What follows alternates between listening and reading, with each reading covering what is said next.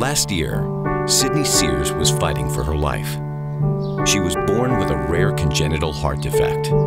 At 1.5 years old, Sydney was in lung failure, advanced heart failure, and put into a coma for 2 months, waiting for a heart transplant to survive. This is Sydney's story. We found out that there was something wrong with Sydney's heart at the 18-week ultrasound.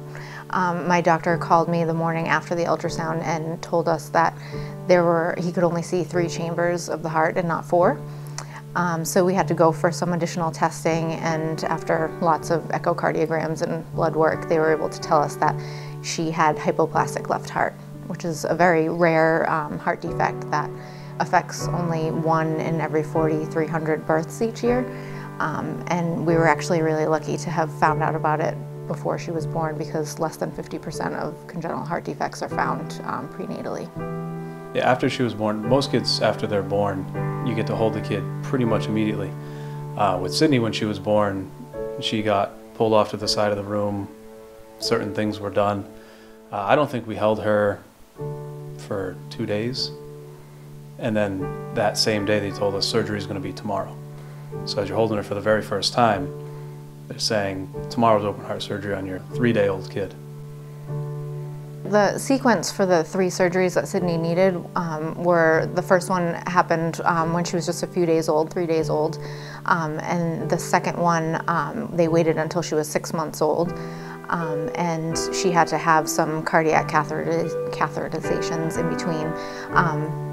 And the third surgery was supposed to occur at 3 years old, but unfortunately she went into heart failure before she could have that surgery. Sydney had to be kind of put into a coma to protect her because her heart wasn't working, and at that point, you know, we had to hug her and possibly for the last time see her awake and not know how long it was going to take to get a heart. They told us that it could be 3 to 6 months on average. Some people wait years. So we just had to pray and hope that it would come sooner than later and she would get it in time. We were in shock when we found out. They had kind of warned us that it might be a middle of the night phone call, but it was 8 o'clock in the morning when the doctors came by and told us that they had found what they thought was the perfect heart, and I just instantly, you know, started crying and was just so overjoyed that our prayers had been answered.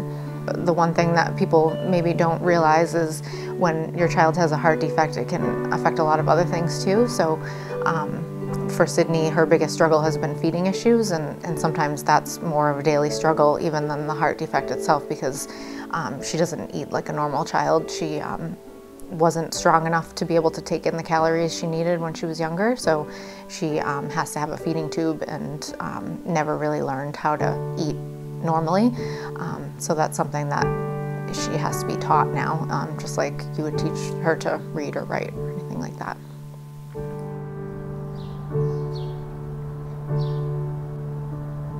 I've been seeing Sydney since June 7th of this year, so it's been about 3 months. Sydney first came in, she would be very cautious. She would cover her face. She wasn't sure if she was going to let me in her mouth. As she started progressing and letting me in her mouth, we were able to see great progress with Sydney. She'll open her mouth for a spoon now, and she's eaten up to 2 tablespoons of puree in our sessions and up to a half a cracker. Eating is a learned experience. If you don't have the oral experiences as an infant and a toddler to be able to move your tongue and use your lips and trigger a swallow, there's a lot of complicating factors with eating and swallowing.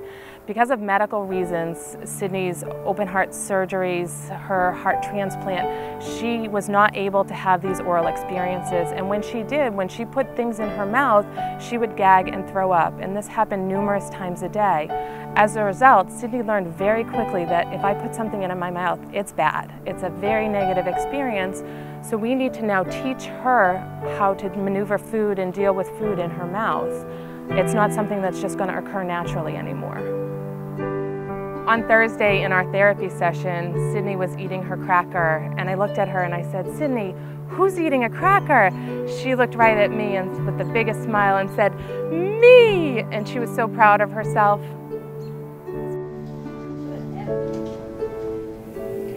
After a heart transplant, her prognosis is clearly much better than it was before the transplant. But a heart transplant is just a different type of palliation. It is not a cure. And there she will need ongoing care. And there's a high likelihood that at sometime in her teenage years, she could potentially need another transplant. We talk about 10 and 20-year follow-up after heart transplant because the prognosis has improved significantly over the years, but that still puts her as a teenager or just a young adult. And that story is still being written.